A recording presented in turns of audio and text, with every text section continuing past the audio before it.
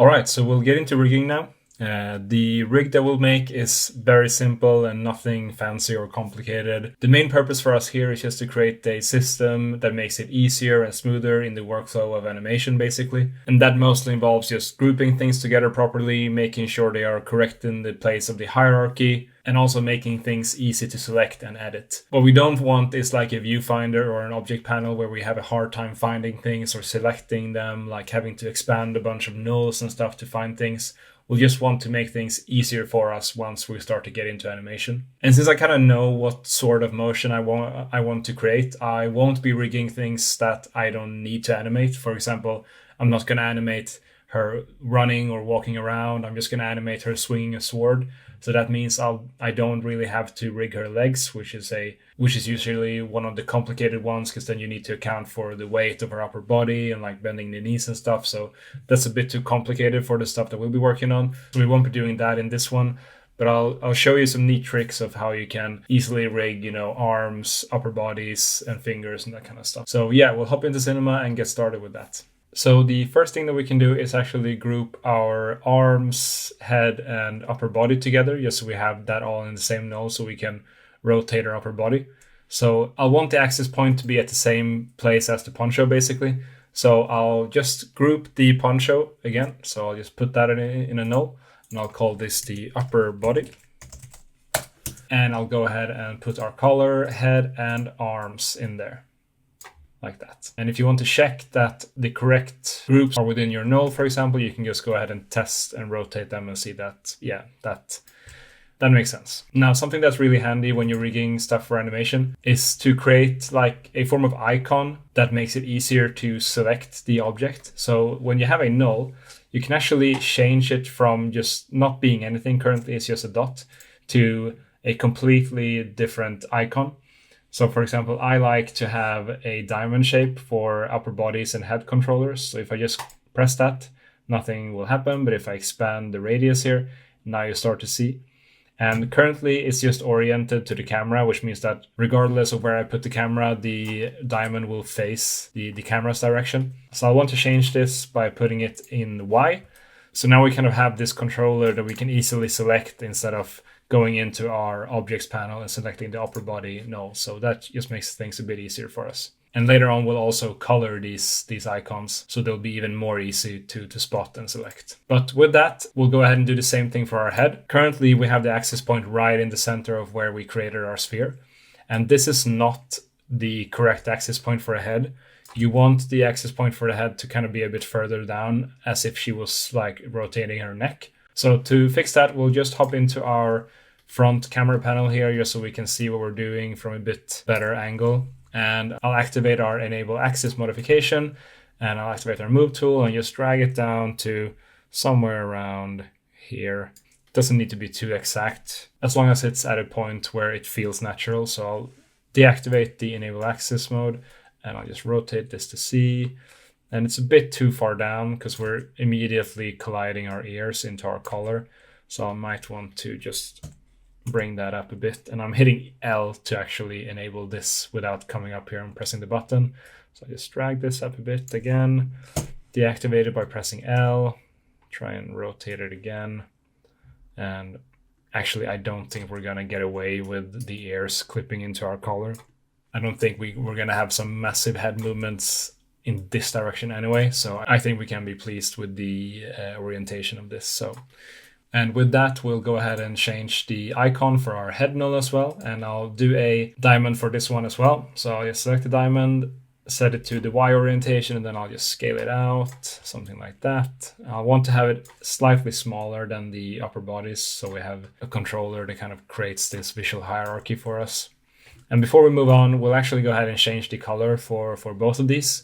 So if I just select both the upper body and the head, so I'll hold Control or Command to select both of these, we can come into Basic here.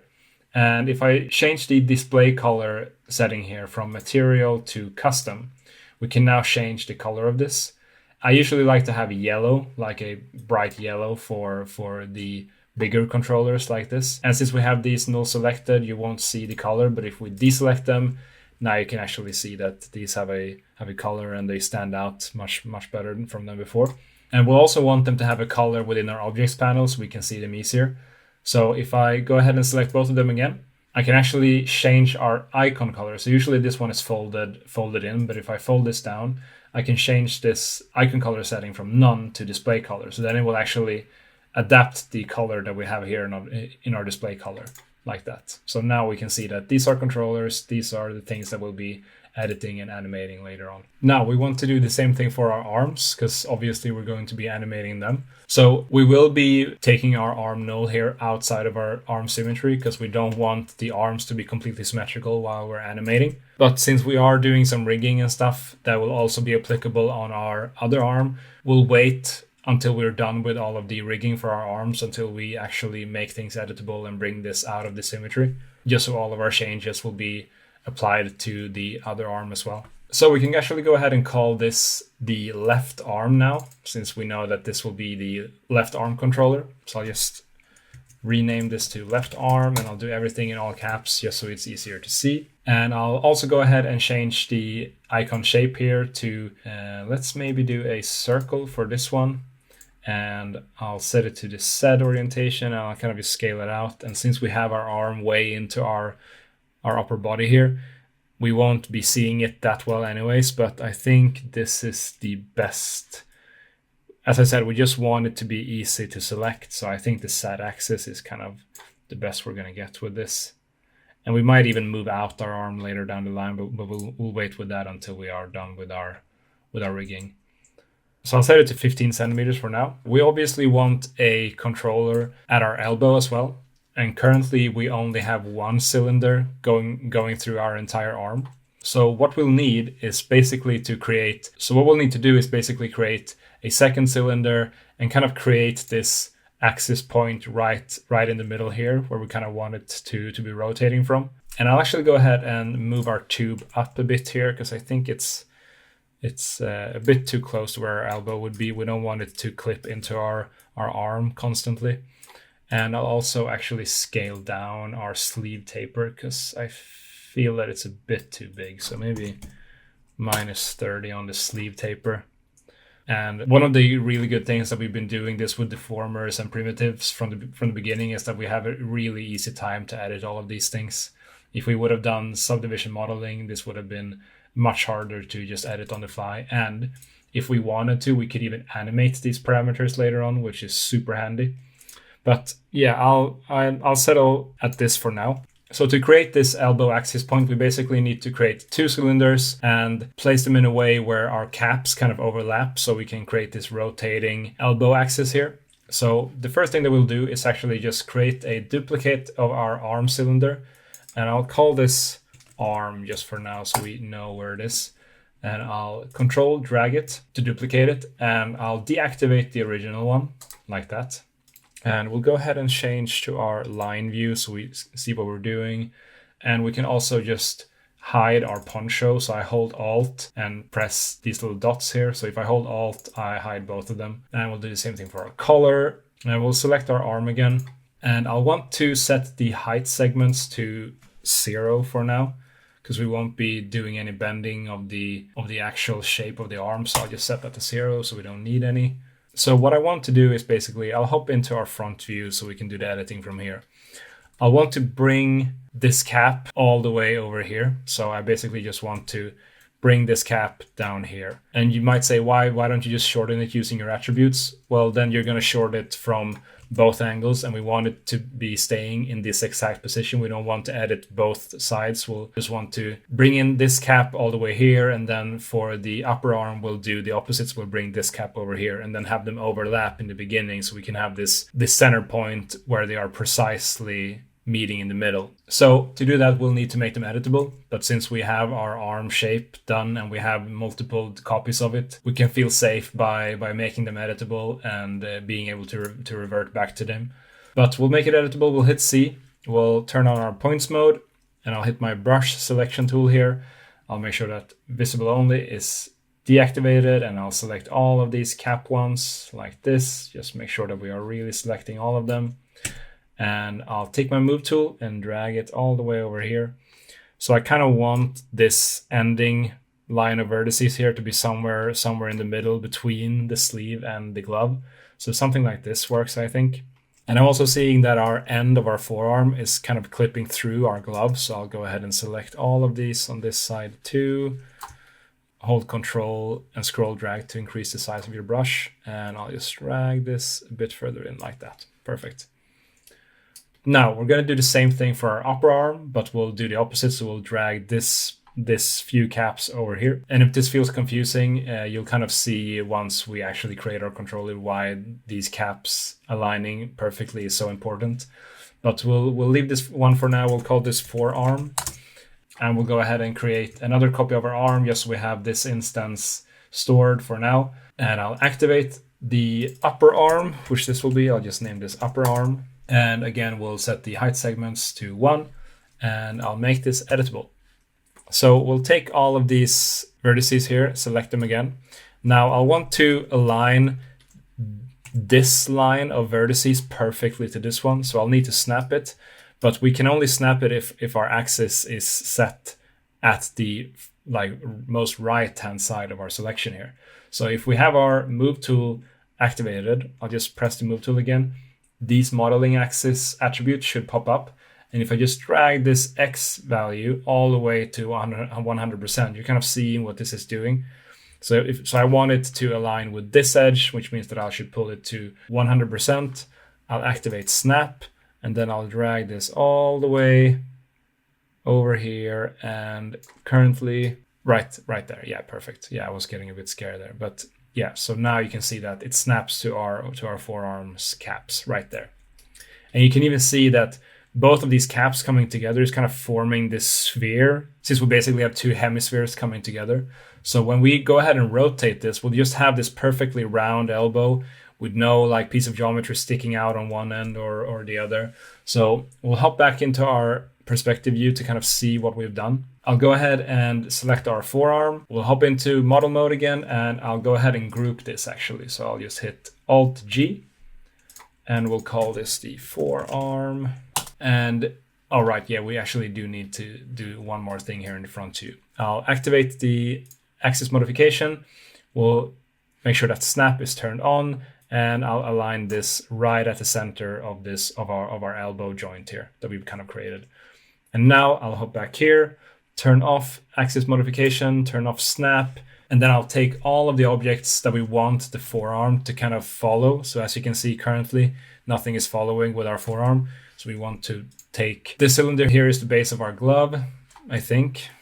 Yeah, correct. So we'll drag that in. We'll also take our hand controller, we'll take our tube, and that should be it. So now if we start to rotate this, you can see what we have created. And if I just go ahead and turn off our lines display here, if this would have been just slightly offset, as in this forearm null, just slightly offset like 0.5 centimeter, this would pop out. As you can tell, this would pop out at the bottom here when we are rotating it. And that is not what we want. We want it to perfectly rotate along the elbow joint that we just created. So right now you can't see anything popping out. We just have a perfect geometric shape following our elbow joint here, which is perfect. So we're not making any complicated joint rigging or anything. We're just placing some pieces of geometry and aligning them. So we're kind of getting this versatile animation system while also staying true to our geometrical shapes. So yeah, with that, I think we can go ahead and move on. So we can actually go ahead and do the same thing that we did for our left arm here. So we'll first name this the left forearm, and then we'll also make sure that we change our icon here to a circle like that, and we'll change the axis to Z here as well. Kind of makes sense to have it bend or aligned in this direction. So once we rotate it, we can kind of see that the elbow is rotated. So yeah, so we'll move on with the hand and the fingers. So we can go ahead and change our hand to the left hand. And we'll also just name all of these things to their correct corresponding name. If you want to, I'll just fast forward through this. And we also want to name the bend objects, but we can do that once we have made our finger instances editable here. So I want to edit just one thing before we make our other fingers editable. I kind of want to change the bend size here because this looks nice and all, but if we want her to grab the sword properly, we kind of want the bend to be a bit more located around this like imaginary joint within our fingers. So I think we can just scale down the bend just a bit so feels like her like fingers are bending more rather than the whole finger just being this floppy noodle. So yeah, I think that's looking nice. And I think we can move up both the pointy and the pinky here. So I'll just move them up in the Y direction here. So like something like this, just so it looks nice when she forms a fist, something like that. Okay, I'll set the bend here to 0 for all of these. And I'll also want to scale down the bend to maybe the same kind of size as the thumb, something like this. Now for the fingers, we won't really be needing a specific icon because most of the bending will be done within our bend deformer here. But for the thumb, that's a bit more of a complicated couple of joints because not only does the thumb bend this way, but the thumb can also like kind of tilt this way and stuff. So we do want to be able to grab the thumb null. So for the thumb, we will create an icon. So I'll go ahead and create a circle icon for this one, set it to maybe Z, scale it down a bit, something like that. Great. And I want to add a icon for our hand as well. So I'll create a circle icon there, set that to the same direction as the forearm, something like that. So we can easily kind of differentiate the thumb and the hand. So make sure that they don't collide too much. But something like this is a place where I'm happy. So we'll go ahead and make our left pointy and pinky editable. So we'll select both of these and hit C. So now you can see that we turned our instances into individual objects. So now we can just bend, whatever finger we want to bend. And I'll also want to place our fingers in a order that makes sense. So pointy first, or maybe even thumb first, pointy, middle, pinky. Perfect. So now that we've kind of fixed the hierarchies and groupings and stuff, I want to change the colors for all of these objects and nulls that we'll be animating. So I'll just expand all of these and then I'll select the bend, the pinky, bend, middle, bend, pointy, bend, thumb, hand, forearm, and the left arm. And I'll come into the basic tab here and we'll set the display color to custom. We'll set this to some nice like bright blue color that we can easily spot later on in the objects tab. So something like that. And I'll also just make sure that we change our icon color to display color as well so we can see them. Great. And now when we deselect all of these, you'll see that all of them are blue. I usually like to make the left side of our character blue and then the right side of our character red, so you can easily differentiate them. And I also want to name the bends. So this one, I want this one to be named left pinky bend, for example. And instead of just doing this while recording, I'll just kind of do this and scrub quickly through all of this. There we go. You might think it's a bit silly to like sit and like rename every single thing here, but once you have like 50 elements animated across like 150 frame period, you're gonna be happy that you made sure to rename things and color code them and stuff, because you want things to be very easily accessible then. But at this stage I'm happy with this, so I'll go ahead and collapse these things like that. And now we obviously want to do the exact same thing on our right hand side. So since we have this arm within a symmetry, all of the things that we just made will be symmetrical. However, it's not as easy as just making this editable and then all of these things will magically transport to the right hand side, which actually would make sense if Cinema kind of changed things up a bit. But we can't do that, so we need to bring the left arm null outside of our arm symmetry and do this manually. So we'll just delete this arm symmetry because we don't need it anymore. I'll duplicate the arm. We'll call it right arm, so we know that it's the right arm instead. And I'll go ahead and come into the coordinates and I'll set it to positive 15 centimeters instead of minus 15. So now it snaps over to the exact opposite side. And now we want to rotate this over like this. But as you can tell, it would mean that our thumbs and arm and fingers doesn't get flipped. So another way of doing that is just inverting it in one of the scale axes, and I believe that we can do this with the scale Y. So I'll just set the SY here to -1, and that will magically flip everything to the mirrored precision. And we can go ahead and expand this right arm null, and we'll expand all of these controllers that we made so we can change their colors. So I'll just go ahead and manually select all of these different controllers like that.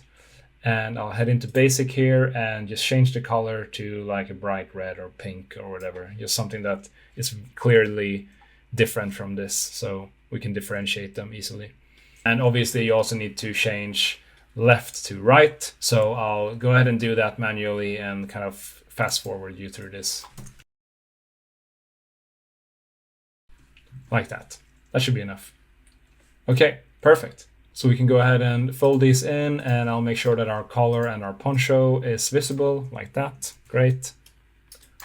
Now, the last thing that we're going to do is a small little thing that makes a ton of difference once we actually get into animating and posing things around and stuff. So we'll want all of our controllers that we just made to be very easily accessible, even through the viewfinder. So if I, for example, want to click on our thumb here, I will, oh well, now obviously that actually made me select the thumb, but usually 99% of the time you will select the geometry behind it, the finger. If you try to select the upper body controller here, you're going to select the poncho geometry here. So an easy way to solve that is actually make everything but our controllers that we're going to animate locked in our scene. And you can do that by adding all of those things into a layer.